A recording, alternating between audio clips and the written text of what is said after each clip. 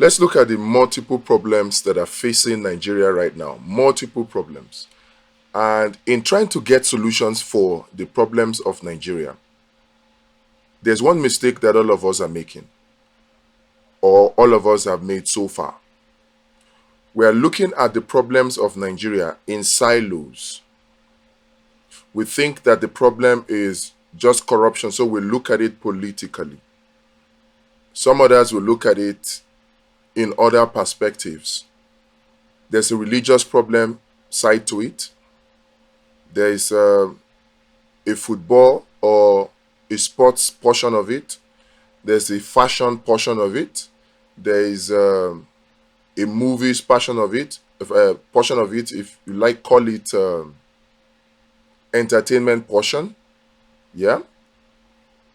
Nigeria and indeed Africa is bombarded from all sides at the same time with multiple problems, but all of them have a single connection, a single nexus.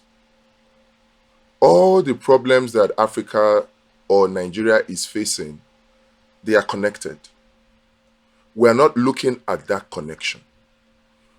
We are still interpreting the problem of Nigeria and indeed the problem of Africa based on the narrative that the people who are causing the problem are giving us. Now, we are quick to say that the problem of Africa is bad leadership, and that bad leadership stems from corruption. So once we can just solve the problem of corruption in Africa, then all of Africa's problem will be solved.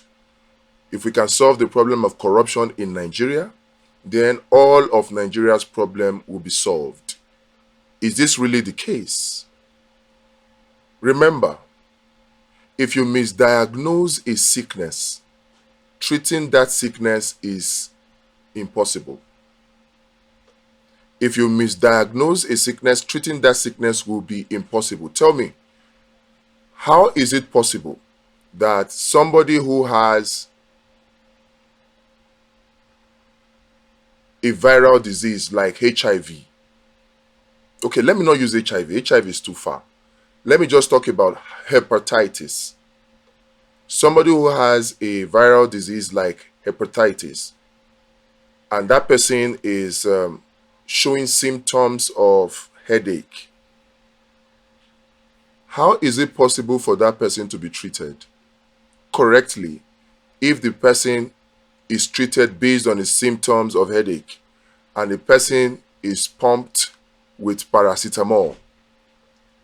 The person takes paracetamol and for a short while it appears as though the symptoms for the paracetamol, for the headache, disappears.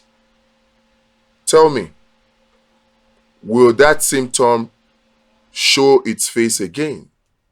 Of course it will show its face again after a little while, because the underlying cause of that headache was not treated. The underlying cause of that symptom was not treated. And why was it not treated? Because the problem or the sickness was not properly diagnosed. The blood sample was not taken from the patient and taken to the lab where it will be tested to correctly ascertain and diagnose what the problem or the root cause of the sickness is. And once it is identified, then it can be treated or properly managed. This is exactly the case or the problem with Nigeria. And unfortunately, we are still approaching it as though the problem of Nigeria is one. The problem of Nigeria is multifaceted. We are bombarded on multiple fronts. In fact, on all sides. We are bombarded on multiple fronts, on multiple sides, simultaneously. This is why it is almost impossible to proffer appropriate solutions to the problems of Nigeria. And it is important that we correctly identify what the problem of Nigeria is. If not, we will continue in this futile solo or silos shadow boxing that we are doing. Attacking the problems of Nigeria by focusing on political discussions alone will not solve the problem of Nigeria. Attacking the problems of Nigeria and focusing on a religious discussion alone will not solve the problem of Nigeria. There are multiple fronts. If you attack it politically, what about the other fronts? And what are these other fronts? In fact, let me take this time out to give a bird's eye view of what the problem of Nigeria is. At the heart or at the root of the problem of Nigeria, and indeed the problem of Africa, is an elite group of persons in the US-led West that created the IMF and the World Bank and the World Trade Organizations, in fact, all the Bretton Woods institutions. They created it to create a system through which they can keep Africa impoverished and underdeveloped and enslaved. And while they are doing that, they continue to get access to Africa's resources. That's at the heart of all of Africa's problem and indeed of all of Nigeria's problems. I want to take my time to explain this and I crave your indulgence. I know this is not a very interesting topic and this is just a podcast. It may not contain changing scenes that make it interesting to watch, but the topic is a very serious one and I crave your indulgence to please be patient. Let us take this very short journey and unravel the real problem of Nigeria, the root cause. Like I said, at the heart, at the root of the problem of Nigeria, and indeed of Africa, is the IMF, the World Bank, the World Trade Organization, and all the Bretton Woods institutions that are created and backed by an elite group of persons in the US-led West. These elite group of persons created a world system that is designed to keep Africa and developing countries impoverished and underdeveloped so that they can continue to access their resources for next to nothing. If we can allow this sink, then we would have gotten 60 to 70% of the solution to the problems of Nigeria and indeed of Africa. Now, the system that these elite group of persons put in place is not just political. Now, this is where the mistake many of us Nigerians and indeed many of us Africans are making concerning proffering solutions to the problems of Nigeria and indeed Africa. We think that the problem of Nigeria is just a political one and that is just a problem of leadership. No, the problem of Nigeria and indeed Africa is a complex one as it is designed by this elite group of persons in the US-led West that are behind the Bretton Woods institution and behind the international world system designed to keep Nigeria under and to keep Africa under. This world system will have us think that the problem of Nigeria is just that of leadership or that of is political or that of corruption. It is not. It is a systemic problem that we are facing. There's something that they have done now in this current system that we're in. In slavery 1.0, they came with force. In slavery 2.0, they came with force. But in slavery 3.0, which is the current dispensation that we are in, they understood that there was no need to use force and that if they continued to use force, they would fail like they failed previously or similarly. Because if you look into it, you would also see that it's not like they failed previously, but things just evolved. But with the current state of things, They have come to this realization that they cannot continue to use overt force, open force. They are still using force somehow behind the scene. But to keep the general population in check, they have devised a new means. And that means is mind control. The narrative of the West, or the US-led West, and I use US-led West very advisedly and cautiously because it is not everybody in the US-led West that is behind this international system to keep Africa and third world countries poor. It is not every American. It is not every European. In fact, the truth of the matter is that these elite group of persons in the US-led West that are behind the Bretton Woods institutions, these elite group of persons are also keeping a large portion of the general population in the US and in the Europe and their allies. They're also keeping them underdeveloped and poor. There's a control, even in the US-led West. So when I say that a system has been put in place to keep Africa poor by an elite group of people in the US-led West, I am not talking about everybody in the United States or in the US-led West. It's an elite group of people, and it is important that we make this distinction so that we don't begin to see every American as an enemy or see every European as an enemy, because they are not. To a large extent, a lot or majority of the population in this US-led Western alliance are also suffering the problems that we Africans or third world countries are suffering. It may not be to the same degree, but they are also suffering it. So it is important that we make this distinction so that we can properly situate the problem, properly diagnose the problem, and properly proffer solutions to the problems. Now, at the heart of this system that this elite group of persons have put in place to keep you and I underdeveloped in Nigeria and in Africa, at the heart of it is mind control. The movie, The Woman King, threw light on something very, very important, but not many people have paid attention to it. King Gezo in that movie, or in that, in that movie, which apparently is an attempt to relay events of history. And some people have come to criticize it based on individual perspectives. But at the heart of that movie, the key points that were made in that movie is what I need Africans to focus on. You may want to ask, what is this key point?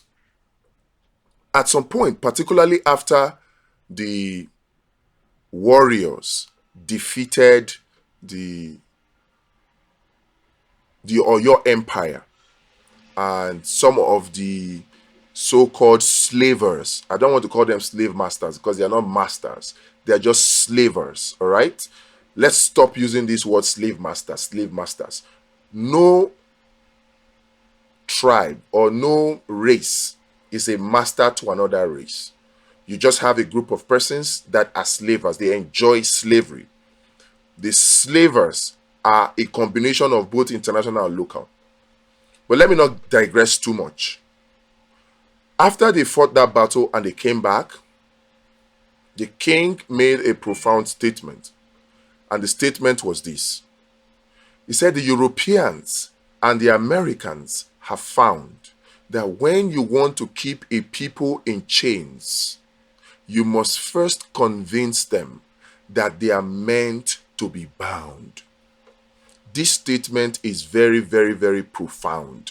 And if we can put this statement on the table and analyze it, if we can put this statement on the table and dissect it like we are doctors or students of doctors dissecting a cadaver to look at the inner workings of the human body, if we can put this statement on the table and analyze it properly, we will see where the problem of Africa and indeed Nigeria is and how to properly proffer solutions to it. If you want to keep a people in chains, you must first convince them that they are meant to be bound. This is the single most important statement that I picked from that movie, The Woman King. And this is exactly why I need us to look at this statement in depth. Remember, I told you when they came in slavery 1.0, they used force to forcefully take our strong, able-bodied men and women away to the Americas to work in their plantations. They used force. In addition, or coupled with some things that they brought to, yes, they used force. In a nutshell, they used force. They also tried to appeal to a sense of greed, which made it possible for neighbors to sell their neighbors, brothers to sell their brothers. They used those incentives to deceive us, which they are still using now. But effectively, they used force to capture our ancestors and force them into slavery. And with that use of force, they encountered a lot of problems. A lot of our ancestors resisted. Even after they got them to the plantations in the Americas, they still resisted because the strategy that was used was force. Fast forward to slavery 2.0, which was colonization, which happened because they now have technology. It was the beginning of the industrial age. They just discovered the steam engine. They are now able to create steamboats, now able to create cars, now able to create or build factories. Machines were now beginning to rise. They no longer needed many or thousands of men to work in plantations anymore. They could build tractors, they could build all of those things. So what did they decide to do? They decided to end slavery. And then they decided that, okay, fine, if we have factories, where do we get the raw materials for our factories? So they met and they decided at the Berlin conference how to share Nigeria, because that was where all the resources were, both human and natural and mineral resources. They were in Africa. So they shared Africa. And what did they decide to do? They sent their soldiers. They sent their soldiers to come to Africa to forcefully colonize us. But in doing that, they also put some other things in place which have come to maturation in this slavery 3.0. Now, slavery 2.0 was working very, very well until they now started fighting amongst themselves. In fact, what they call the World War was actually just Europe's war, because it's a war within or amongst European countries that Japan now also took part in, China was drawn in, and all that. Now, after the Second World War, Europe was totally destroyed, devastated. Their military powers, their military prowess, their soldiers were killed. They had to now start forcing even men and women from their colonies, forcing them to fight to defend their countries in slavery 2.0, which was actually colonization. They used force until they could no longer use force, and they decided to do it a different way, and that was slavery 3.0. Mind control, or mind slavery, or mental slavery. They came to this realization that if you want to keep a people in chains, don't use force, at least not openly. Don't use force. What you need to do is mind control them. First of all, convince them that they are meant to be bound. Then the people will surrender themselves into the chains by themselves. Is that not what is happening now in Africa, in Nigeria? You see a civil servant in Nigeria up to the level of a director. Do you know what it means to be a director in Nigeria civil service? But you still find a director who sell his property, sell everything, gather all his entitlement, and use it to japa. Only to realize upon getting to Europe, to getting to UK, getting to America, getting to Canada, that all that glitters is actually not gold. And they start to build a life from scratch. So mind control is actually a very, very powerful tool. Mind control. That is the single most devastating weapon against the African continent, against Nigeria in slavery 3.0 that we are in now. Slavery 3.0 is so dangerous that it is almost unsolvable. You know why it is almost unsolvable? Because you cannot even decipher where the problem is coming from. Because it is multifaceted and there are multiple channels through which this elite group of persons that are behind the Bretton Woods institutions created by US-led West, there is a multiple myriad of channels through which they achieve their mind control. Many people follow news. You find out that those who follow news, very few of them follow sports. Those who follow sports, very few of them follow entertainment. Those who follow entertainment, and entertainment is broad. So I'll break it down. Those who follow recreational entertainment, where you talk about drinking or smoking, those who follow recreational entertainment, they barely follow religion. Those who follow religion barely follow news. Those who follow news barely follow fashion. Those who follow fashion barely follow movies. Those who follow movies. But there's an interconnection amongst all of these. And all of them are geared towards mind control. I will not get lost in this rat race of following the trend, because that is exactly how they achieve their mind control.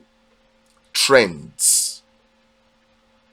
How the US-led West, this elite group in the US-led West that is backing the Bretton Woods institutions, the IMF, the World Bank, and the World Trade Organizations, how they achieve the maximization of their weapon of Africa's mass destruction, which is actually mind control. How they achieve it is through trends. And the trends actually is multifaceted. It's not only in one single sector. They give us trends that are actually baked in different sectors. They give us these trends for us to pursue. And while we pursue those trends, they achieve their mind control. Why will someone, a director in Nigeria civil service, sell his property, gather all his entitlement, and use it to relocate or japa to the US-led West, America, Canada, UK, Europe, Australia? Why? Mind control. They have been programmed through multiple means to believe that their solution is in the US-led West. Not even China now, not even the East, not even Russia, even though a couple of them go there.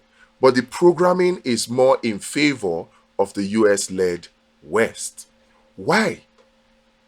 How do they achieve this? We need to answer these questions. These are the things we need to focus on, because, like it or not, Africa is still in slavery. And it's in the worst kind of slavery you can ever find. Some people call it mental slavery. Some people call it mind slavery. Whatever definition or description you want to give it, it is the worst kind of slavery that there is. And it's brought about by this mind control. Mind control. Mind control. This is a very serious tool. I think it's even more effective than even a nuclear weapon. It is more effective than a gun.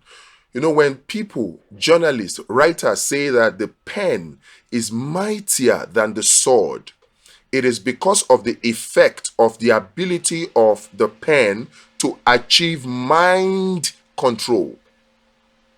It is because of the realization of the fact that you can force the horse to the river, but you cannot force it to drink. This is the realization that this elite group of persons in the US-led West, behind the Bretton Woods institution and their system to keep Africa and Nigeria poor, this is the realization that they have made. That you can use the whip to force the horse to the river. You can use the gun to force the horse to the river. You can use the rope to force the horse to the river. But until you use mind control to convince the horse to drink, the horse will not drink. This is why the mind control tool is so devastating. The mind control tool. Now, the mind control tool is achieved, like I said, in multiple areas. If the mind control tool was only for our leaders, we would not have a problem. But the mind control tool is primarily targeted at the general population. Many people make the mistake of thinking that the problem of Africa is leadership. No. Bad leadership in Africa is only a symptom of the problem. It is a symptom of the success of mind control. Bad leadership in Africa is a problem. Corruption in Africa is a problem. Yes, but they are not the problem. They are not the... Let me even say that they are just symptoms of the problem. At the heart of the problem is the success of the weapon of mind control on the general population of Africa. The success of this weapon of mind control. If you think, because some of you might argue very quickly, that the problem is really a problem of leadership. Now let me ask you this question. With the wave of bad leaders that we have, in Nigeria, for instance, you see this gang up that Tinubu is building. He's building a gang of persons with very questionable character. In fact, some people call this gang a gang of criminals. And I have very little defense against it. Because if you look at it, you will be tempted to agree that indeed they are a gang of criminals. But to be modest, I would describe them as a gang of persons with questionable character. Now, these people with questionable character are being put together, and 200 million Nigerians are watching. With all the problems that Nigeria and Africans are going through, they appear to be suffering and smiling. They appear to be very, very hopeful. They adapt. They say, oh, we will manage, or this too shall pass. Or they make statements like, oh, the administration of Tinubu will favor me. This is the consequence or the result of the success of the mind control tool of this elite group of persons in the US-led West. Every other thing, every other problems or symptoms of the problems comes from this. The success of this group of persons to program the general population in Africa. If the general population in Nigeria is not successfully programmed, we won't have bad leaders. If the general population in Nigeria and indeed in Africa is not successfully programmed to obey, to conform, to manage, to endure, if the general population is not successfully programmed to continue to admit and allow and conform to this hardship that is caused by their very, very wicked leaders. I call them wicked. They think they are smart, but they're actually just dumb, stupid, and wicked. But the problem stems from the successful programming of the general population. That's where it comes from. And how do they achieve this successful programming? It's not only one front war, it's a multi-front war. And it cuts across all areas of life. This elite group of persons are programming Africa, they are programming Nigeria, they are mind controlling Nigeria, they are mind controlling Africa in all sectors of life. They are mind controlling us in fashion, they are mind controlling us in business, they are mind controlling us in tech, they are mind controlling us in religion, they are mind controlling us in sports, they are mind controlling us in movies, they are mind controlling us in music, they are mind controlling us in comedy, they are mind controlling us in religion, in culture. They are mind controlling us. And this elite group of persons have put a system in place. This elite group of persons in the US-led West have put a system in place that thrives on corruption. They created corruption. If you say the problem of Africa is corruption, the problem of Nigeria is corruption, ask yourself this question. Is there no corruption in America? Is there no corruption in UK? Is there no corruption in the European Union? Is there no corruption there? I will want to agree with many of the population in these countries. If you ask the average Americans, they will tell you that the politicians in America are corrupt. So if you say that the problem of Nigeria is corruption, and indeed the problem of Africa is corruption, then I want to ask you,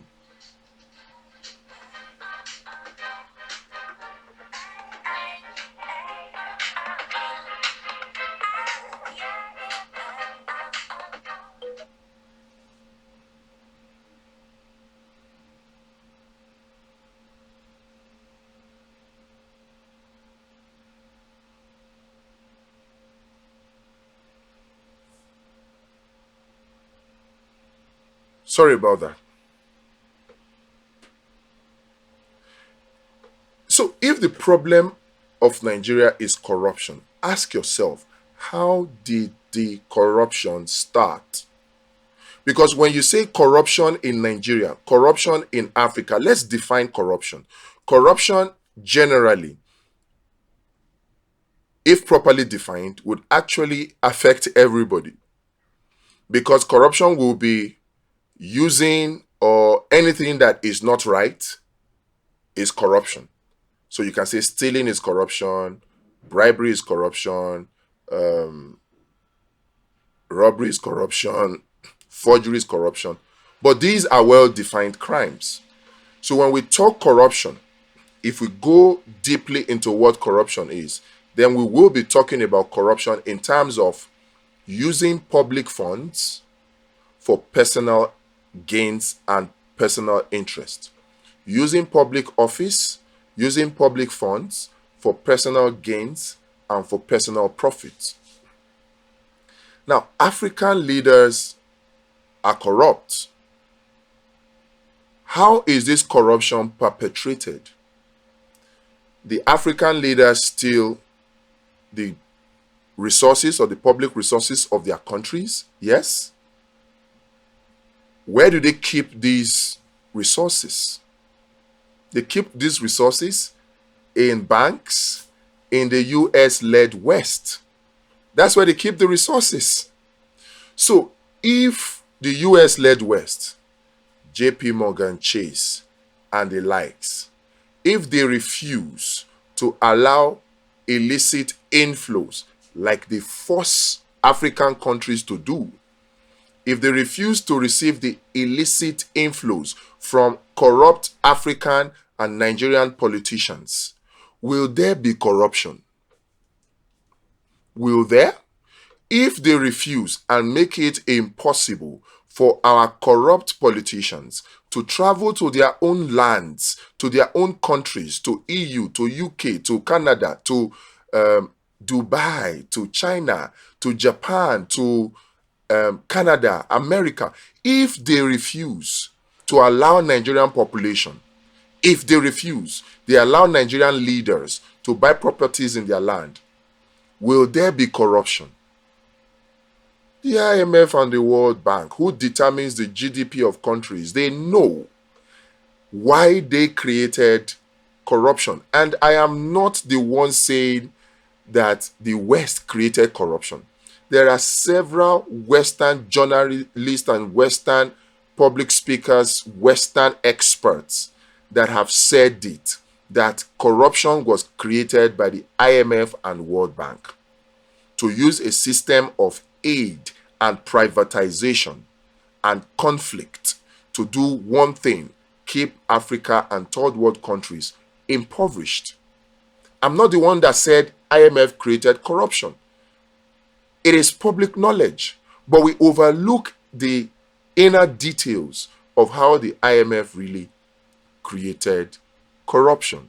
It is important that we look at these things. Now, if you say that corruption is a problem of Nigeria and indeed in Africa, I've asked you to ask yourself, is there no corruption in the US or in the US-led West or Western Alliance?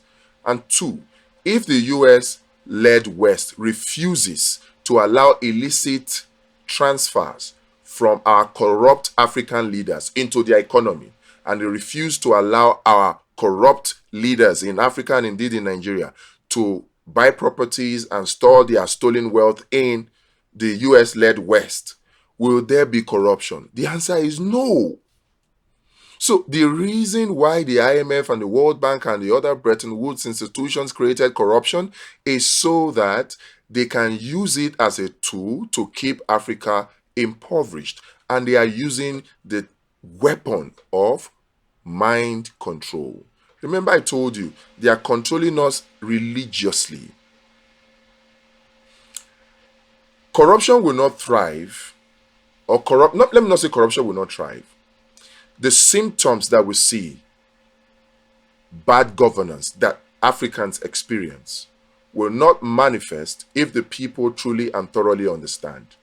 You discover that not up to 10% of the sufferings that Africans, Nigerians endure in Africa, and they do it quietly and calmly, not up to 10% of what they endure will happen in Europe, will happen in America, and there'll be massive, massive protest. Massive protest. But you have 10 times what the Europeans, the French, the Americans are protesting for. You have 10 times, even 100 times what they experience will happen in Africa, will happen in Nigeria, and everywhere is quiet. The people are docile. It's because they have been programmed. Their minds are being controlled. There is a hypnosis taking place in the African continent. And it's not just one food. They are programming us, mind controlling us with music. They are mind controlling us with religion. They are mind controlling us with movies. They are mind controlling us with sports. They are mind controlling us with comedy. They are mind controlling us with business. They are mind controlling us with tech. They are mind controlling us with entertainment. They are mind controlling us with all of these. And you know the worst of them all? They are mind controlling us with news. Mind controlling us. If you look at the news now, I said this before, I'll say it again, and I will never get tired of saying it. Take stock of the major news items you see. You will discover that it does not contain the information that the average population, that the majority of the population needs to live a better life. The major news stories that you will hear today, that you heard yesterday, that you will continue to hear from those who follow the news, the major news items will be news that is effectively public relations materials for the same elites, for the same corrupt politicians, whatever the gang or whatever the group you may find yourself. All the discussions that are going on now about to bomb or not to bomb, to intervene or not to intervene in Niger, how does it make the average Nigerian, how does it make their life better? Nigeria has cut electricity to Niger. Does that affect the elite? Does that affect the military junta? It doesn't. Now, there's a blockade economically. Flights that are coming into Nigeria now that normally will fly over the airspace of Niger have to now take longer routes. So flights to Europe, to London, are costing well over 5 million naira now for a return trip. So we are experiencing what the Americans experienced when they placed sanctions on Russia for invading Ukraine. They found very quickly that the sanctions they put on Russia also came back to bite them. In fact, they felt the pinch more. Is that not what is happening with the so-called sanction that we put on Niger? Is that not what is happening? And the news cycles that we hear are news cycles that actually deal and are effectively public relations material for the elite, for these so-called corrupt leaders. That's what it is for. It is advertising them or demarketing them. The news is not meant to give information to the general population that will make their lives better. And that is why you don't hear things that information about policies of government that are currently ongoing in the CBN that are supposed to benefit Nigerians. You don't hear news coverage of such items. In fact, the latest report that was done by the CBN showed a lot of atrocities that have gone on in the CBN. We hear that, the Anchor Borrower program for farmers, which was up to like 1 trillion naira. It says 60% of it were not recovered. They are not recoverable. That 60% went to portfolio farmers, people who are friends of these elite politicians. And this happened because the average Nigerian out there, many people did not get the information. Many people did not get the information. They say there is something called a social register that they gave out statutory cash transfer to 50 million Nigerians. Many Nigerians are not aware of it. Festus Keyamo came out to say that, the Public Works project, where they spent 52 billion naira of Nigeria's taxpayers' money to give stipends to some Nigerians for 6 months, that they executed it, that they did transfer. Meanwhile, Nigerians were not aware that there was a portal where they had to register or do anything. These information, these news that will actually make the lives of Nigerians better are not mainstream. They do not trend because news has been weaponized. In fact, even when you have news stations, independent bloggers even create content that will shed light on these items, the news platforms will not promote it. This video now on YouTube, because I'm talking about the IMF and the World Bank, and because the IMF and the World Bank are created by this elite group of persons in the US-led West, right? And this group of persons own all the mainstream media, even social media platforms. Yes, the Fortune 500 companies, top 5 Fortune 500 companies in the United States of America, 80% of them are owned by 3 companies: BlackRock, ESG, and Vanguard. 80% of them, in fact, they accurately put it at 87%. These people are the ones who own big pharma. They are the ones who own big tech. They are the ones who own the military industrial complex. They are the ones who own the news media, the likes of the CNN and co. These people are the ones who own them. They control them. So they just put something in the YouTube algorithm to say that, oh, this material that is creating enlightenment on what the Bretton Woods institutions are doing, what the IMF and the World Bank are doing, this content, don't show it to many people. So this content I'm doing now will not or may not get many views because of the weaponization of news by the same elite group of persons in the West. So it will do good for you to just like this at this point. Like it and share. To let your voice be heard. To also put a little pressure on them. That way you weaken their powers a little. It's not like it will do so much, but it will just weaken their power to let the voice of the people be heard. So that this kind of content can go far. But as for me, these content are done for the elite because the majority of the people that really need to hear these messages, they are not online. They don't have the data. They don't have the money to watch a 1 hour long video. They don't.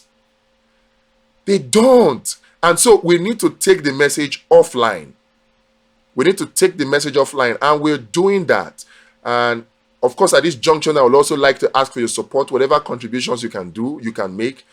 Details in the description. Support us. We need cash to enable people go out and drive this message.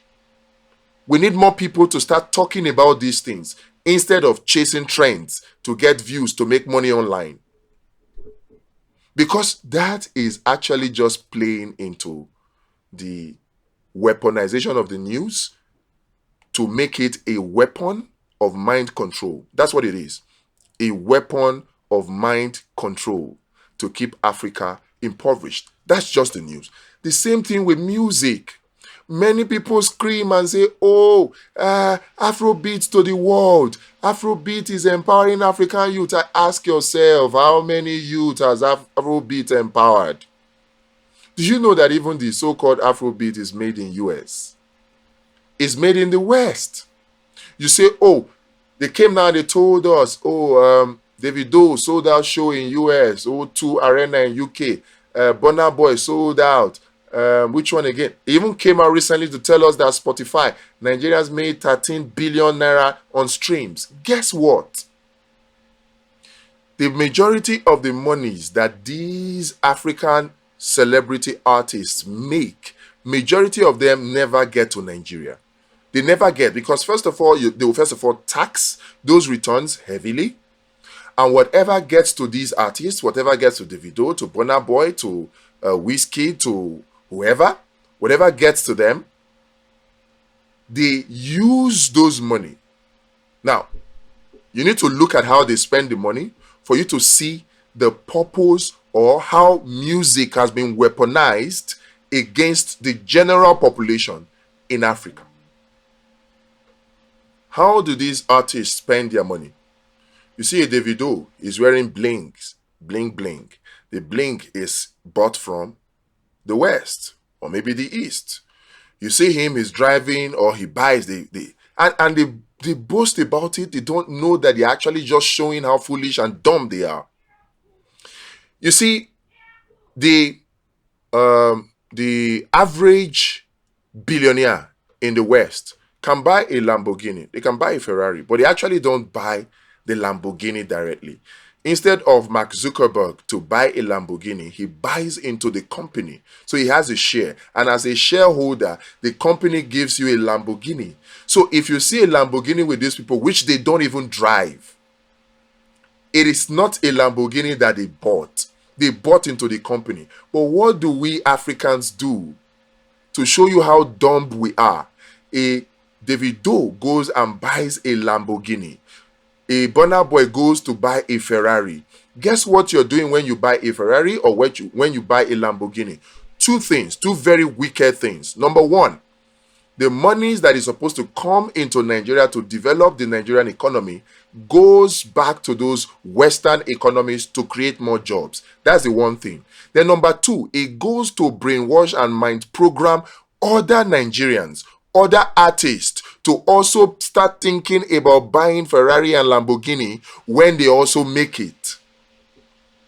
So they influence other people, mind control other people to also buy into the same consumption mindset of the so-called celebrity. This is how the West has come to weaponize Afrobeat, weaponize music in Africa and in Nigeria. You say Afrobeat has given Nigerians job. How many Nigerian youths has Afrobeat given jobs? If you think about how Afrobeat influences Nigerians and Africans, it's all negatives. Look at it. Ask yourself this very critical question. Davido is a celebrity, Burna Boy is a celebrity, Wizkid is a celebrity. Okay, you have other upcoming celebrities, Ashake and the like, right? And you call them influencers. What is the influence of these celebrities on the economy of Nigeria? You see, if it is not to benefit the people who own these artists, I hope you know that the West, the elite group of the US-led West, they own these artists because the Spotify on which the artist blows is owned by them. The YouTube upon which the artist blow is owned by them. The major record labels, world record labels that sign these artists is owned by them. So whatever monies they make goes back to them. Basically, only a portion of it comes back to these celebrities. Now, look at the influence of the celebrities. In what way has a Davido or a Burna Boy or a Wizkid influenced the African youth or the Nigerian youth? In what way has Davido influenced African youth to be technologically innovative? Has Davido or Burna Boy or Wizkid influenced the African youth to be manufacturing oriented? Has Davido or Burna Boy or Wizkid, and indeed all the major celebrities across Africa, have they influenced African youth to be business minded, to start growing agriculture, to start doing agriculture, to start manufacturing goods and products, to start designing things online? Is that the influence that these celebrities have on Nigeria? You tell me. How many of the Nigerian or African youths have been influenced by music to become great mathematicians, to become great doctors, to become great scientists that will take Nigeria to rapid industrialization where we manufacture things? How many of these A-list artists influenced our youth in that direction? Zero. Do you know how they influence us? In all the negative ways. A Davido is an influencer, a Burna Boy is an influencer, and before you come and start commenting rubbish in my comment section, ask yourself this critical question. Ask yourself these very, very critical questions, because some of you are not so smart. So because I just talked about Davido not influencing African youth positively, you just begin to type rubbish. Anyway, those kind of people cannot even be watching this video.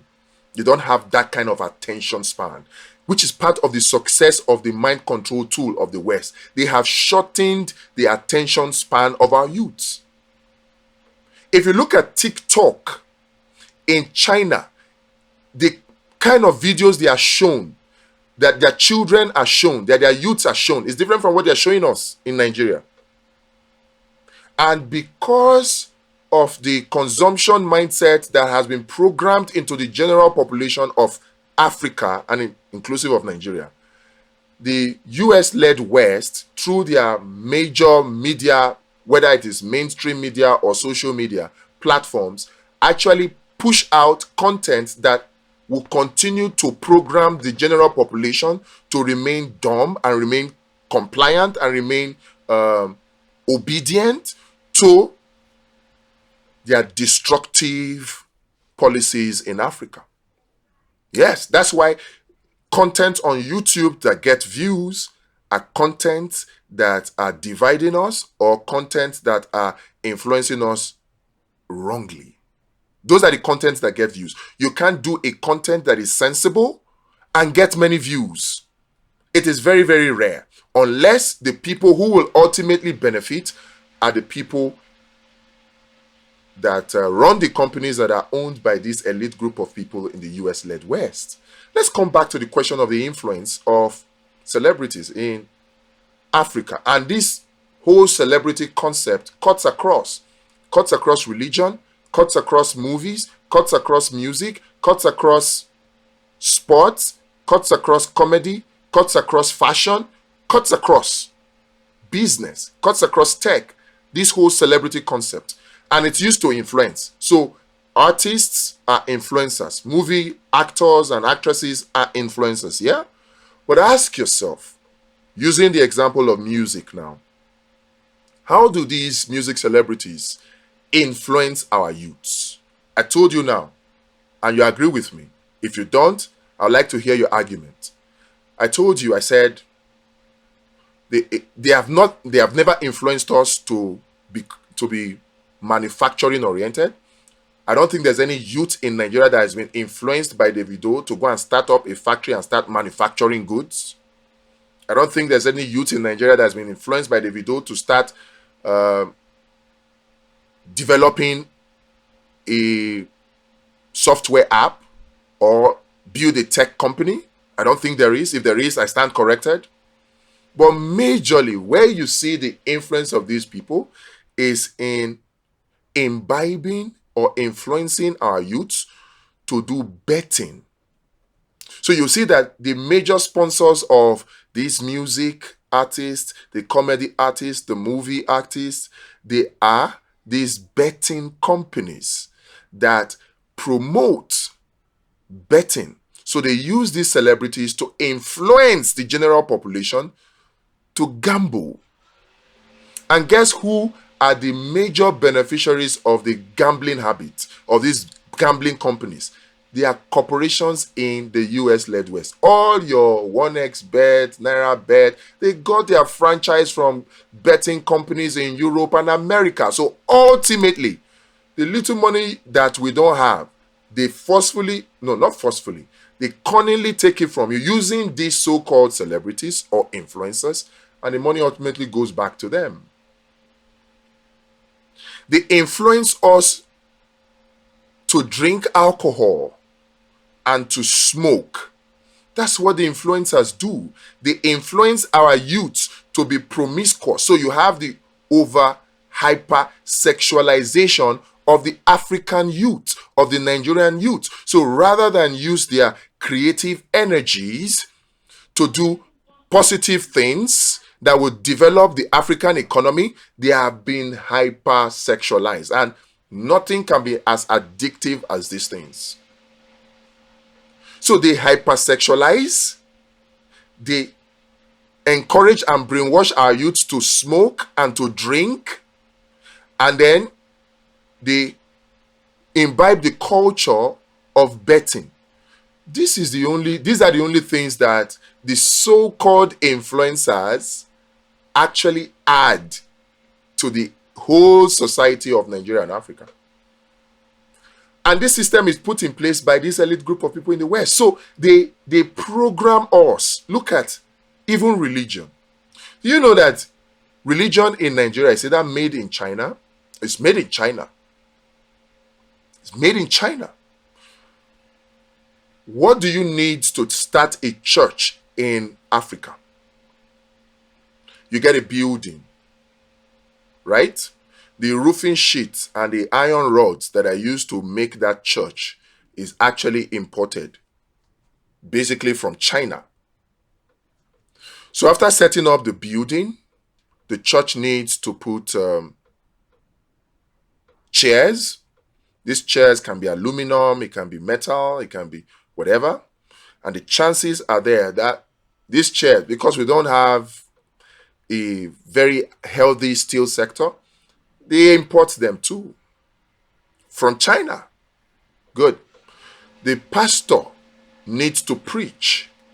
And so for the pastor to preach comfortably and preach very well, the pastor needs a microphone. And for the microphone to work, the pastor needs an amplifier. And for the amplifier to bring out sound, the pastor needs speaker. Guess where these things are coming from? China. For us to see the pastor's face very, very well, we need to put good lighting. Guess where the lights are coming from? China. Oh, so the stage can be beautiful. We need flowers to decorate it. We need an LED screen behind where we can show some beautiful images. Guess where the LED screens and the flowers are coming from? China. Oh, so, the pastor needs to preach. He needs to stay in one spot and reach out to the world. So he needs the internet. Guess where the internet is coming from? China. Because the modems, most of the modems that are in use in Nigeria is either ZTE or Huawei. Guess where ZTE and Huawei are from? Check your modem. Whether it is MTN modem, whether it is a Glo modem, whether it is an Intel modem, whatever the modems that you use to connect to the internet, made in China. Oh, you see, for the Spirit of God to move, we need good music. So we need instrumentalists. So we need keyboard, a very good keyboard. Guess where the keyboard is coming from? China. You need a good bass. Guess where it's coming from? China. It's coming from China. China. So religion in Nigeria is actually made in China. And the painful thing is that 63% of Chinese are atheists, actually. You have another 25% that are Buddhist, or what is it? You don't even believe in God. Yet, the Christian religion that we preach, the Islam that we preach, they are made in China. Because as it is with churches, so it is with mosques. So there is a weaponization of religion as well. Religion in itself, in its purest sense, is good. Oh God, let me pause this video. We'll continue shortly.